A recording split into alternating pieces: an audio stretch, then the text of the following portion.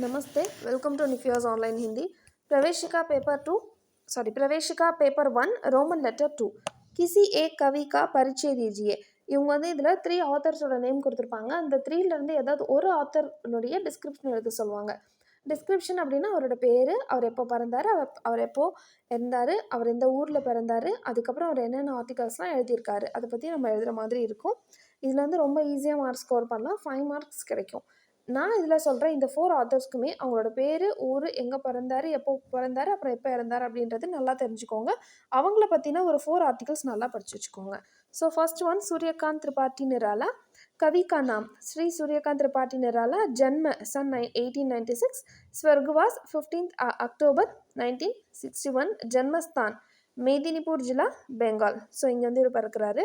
जीवनी श्री सूर्यकांत त्रिपाठी निराला का असली नाम सूर्य कुमार था. इवरुடைய असल नेम என்ன, உண்மையான பேர் என்னன்னா सूर्यकुमार. उन्होंने आरंभ में बंगाल संस्कृत और अंग्रेजी का अध्ययन किया था. அவர் வந்து ஆரம்பத்தில் என்ன படிச்சிருந்தார் அப்படின்னா பங்கால், சன்ஸ்கிருத் और अंग्रेजी இங்கிலீஷ் இந்த மூணு தரான எஜுகேஷன் வந்து அவர்கிட்ட இருந்துச்சு. இந்த 3 லாங்குவேஜுமே அவருக்கு தெரிஞ்சிருந்துச்சு. अपनी पत्नी से प्रेरणा पाकर हिंदी के क्षेत्र में अग्रसर हुए. அவங்களுடைய ஒய்ஃப் வந்து அவருக்கு சொல்லி இவர் என்ன படித்தார் அப்படின்னா ஹிந்தி படிக்கிறாரு. ஸோ ஜீவனி நல்லா படித்து வச்சுக்கோங்க. அடுத்தது साहित्यिक परिचय. निराल जी एक विद्रोही कवि थे. श्रेष्ठ कहानीकार आलोचना होने के साथ साथ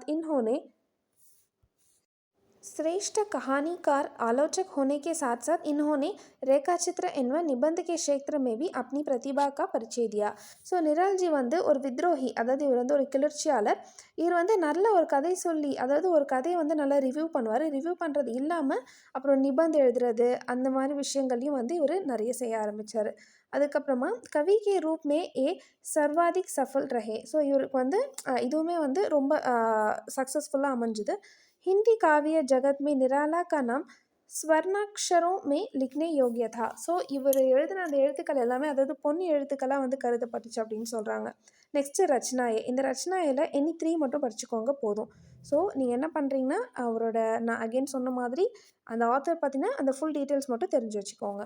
செகண்ட் ஆத்தர் யார் அப்படின்னா ராம்தாரி சிங் தினகர். ஸோ இவரை பற்றி இவரோட நேமு, டேட் ஆஃப் பர்த்து, அப்புறம் டேட் ஆஃப் டெத், அதுக்கப்புறம் ஜன்மஸ்தான் வந்து ஃப்ரண்ட் பேஜில் கொடுத்துருக்காங்க, அது பார்த்துக்கோங்க.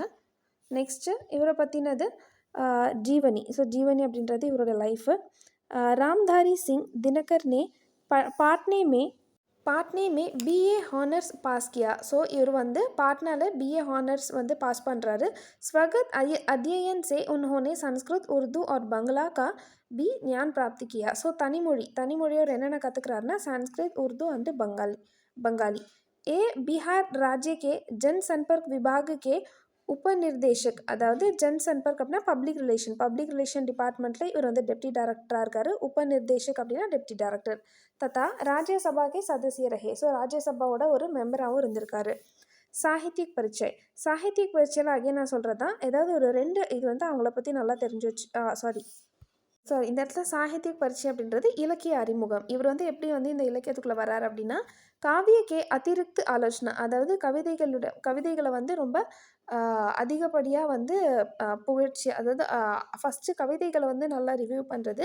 அவர் நிபந்த் ரச்சனா கே க்ஷேத்ரமே கியாதி அர்ஜித் கீதி. ஸோ நம்ம நிபந்த்லாம் படிக்கிறோம்ல, அந்த மாதிரி அந்த ஆர்டிகல்ஸுமே அவர் என்ன பண்ணுவார் அப்படின்னா நல்லா புகழ்ச்சி பெற்ற அளவுக்கு தன்னால் முடிஞ்ச அளவுக்கு அந்த ஆர்டிகல்ஸ்லாம் நல்லா ரிவ்யூ பண்ணுவார். இன்கி ரச்சனாயே தேஷ் பக்தி தத்தா கிராந்திகாரி பாவனாசி பரி ஹுயி ஹே. இவரோட ஆர்டிகல்ஸ் எல்லாமே வந்து ரொம்ப தேசபக்தி நிறைஞ்சதாகவும் இருக்கும். நெக்ஸ்ட்டு பிரபந்த காவியம், அதாவது மேனேஜ்மெண்ட் பொயட்ரியாகவும் இருக்கும் அப்படின்னு சொல்கிறாங்க. அப்புறம் இவரோட ரச்சனா ஏதாவது நீங்கள் 2 பார்த்துக்கோங்க. பிரபந்த காவியில் 2 பார்த்துக்கோங்க, கவிதா சங்கிரகில் 2 பார்த்துக்கோங்க. Next author Sumitranandan Pant. So இவரோட பேர், ஜென்ம 1900, தென் டெத் வந்து 1977. ஜென்மஸ்தான் எங்கே பிறக்கிறாரு அப்படின்னா கைசோனி ஜில்லா அல்மோடா அப்படின்ற பிளேஸில் வந்து பிறக்கிறாரு. ஸோ இவரை பற்றின அந்த ஜீவனி கீழே கொடுத்துருக்காங்க, அதை பார்க்கலாம். ஸோ இந்த பேராகிராஃபில் அகெயின் அவரோட பர்த்து, டெத்து, அவங்க அப்பா பேர், அம்மா பேர் சொல்லியிருக்காங்க. அது இல்லாமல் தேர்ட் லைன் என்ன சொல்லியிருக்காங்கன்னா, இவர் வந்து நல்ல இவரோட அந்த கவிதைகள் நல்லா இருந்ததால் இவருக்கு வந்து 1,00,000 வந்து அவார்டாக கொடுத்துருப்பாங்க. அதை பற்றி சொல்லியிருக்காங்க. அண்ட் ரச்சனாயே ஏதாவது 2 பார்த்துக்கோங்க. மற்ற இதெல்லாமே காமனாக தான் கொடுத்துருக்காங்க. Last author Rukmaji Rao Amar. இவர் வந்து தமிழ்நாட்டை சேர்ந்தவர். ஸோ இவரோட பேர் பார்த்துக்கோங்க. ஸ்ரீ ருக்மாஜி ராவ் அமர். ஜன்ம அண்ட் ஸ்வர்கவாஸ் அண்ட் ஜன்மஸ்தான் எங்கே பிறக்கிறாரு அப்படின்னா குரங்கினி, திருநெல்வேலி ஜில்லா, தமிழ்நாடுல பிறக்கிறாரு. जीवनी श्री रुक्माजी राव अमर हिंदीतर प्रदेश का एक अनमोल हिंदी सेवी है. हिंदी प्रचारक होने के साथ दक्षिण भारत हिंदी प्रचार सभा के स्नातक भी थे. ஸோ இவர் வந்து ஹிந்திதார் பிரதேஷ், அதாவது ஹிந்திதார் பிரதேஷ் அப்படின்றது எதை மார்க் பண்ணுது அப்படின்னா, ஸோ இந்த ஹிந்திக்கு அப்படின்ற இருக்க இந்த ப்ரொவின்ஸில், ஹிந்திக்குன்னு இருக்க இந்த இடத்துல அன்மோல், ரொம்ப ப்ரீஷியஸான ஒரு ஆத்தர் அப்படின்னு சொல்கிறாங்க. இவர் வந்து ஹிந்தி பிரச்சாரக் மாத்திரம் இல்லாமல் தக்ஷின் பாரத் ஹிந்தி பிரச்சார் சபாவில் கிராஜுவேட்டாகவும் இருக்கார். இப்போ எப்படி நம்ம 8 லெவல் ஆஃப் எக்ஸாம்ஸ் படிக்கிறோமோ அது வந்து அந்த காலத்துலேயே அவர் வந்து படிச்சிருக்காரு. 90ஸ்லேயே படிச்சிருக்காரு. சாகித்ய பரிச்சை, அவரோட இலக்கிய அறிமுகம். ஸ்ரீ ருக்மாஜி ராவ் அமர் தெலுங்கு, கன்னடா, தமிழ் தத்தா அங்கிரேஜி கி பண்டிதே. ஸோ இது வந்து ஹிந்தி மட்டும் இல்லை, தமிழ், தெலுங்கு, கன்னடம் இந்த எல்லாத்துலேயுமே வந்து அவர் பண்டிதாக இருந்தார். कवि, एकांकिकार, कहानीकार, निबंधकार, गीतकार, பத்திரக்கார் और ஆலோசக் भी थे. ஸோ இவர் வந்து கவிதை எழுதுவார், நாடகம் எழுதுவார், அப்புறம் ஸ்டோரிஸ் எழுதுவார், நிபந்தம் எழுதுவார், அப்புறம் இந்த பாடல்கள் எழுதுவார், ஆர்டிகல்ஸ்க்கு பத்திரிகைகளுக்கு எழுதுவார். அது மட்டும் இல்லாமல் ஒரு நல்ல ரிவ்யூவராகவும் இருந்திருக்காரு.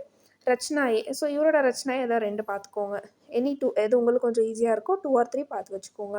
ஆக்சுவலாக இந்த 4 ஆத்தர்ஸ் பற்றி மட்டும் இப்போ நல்லா படித்து வச்சுக்கோங்க.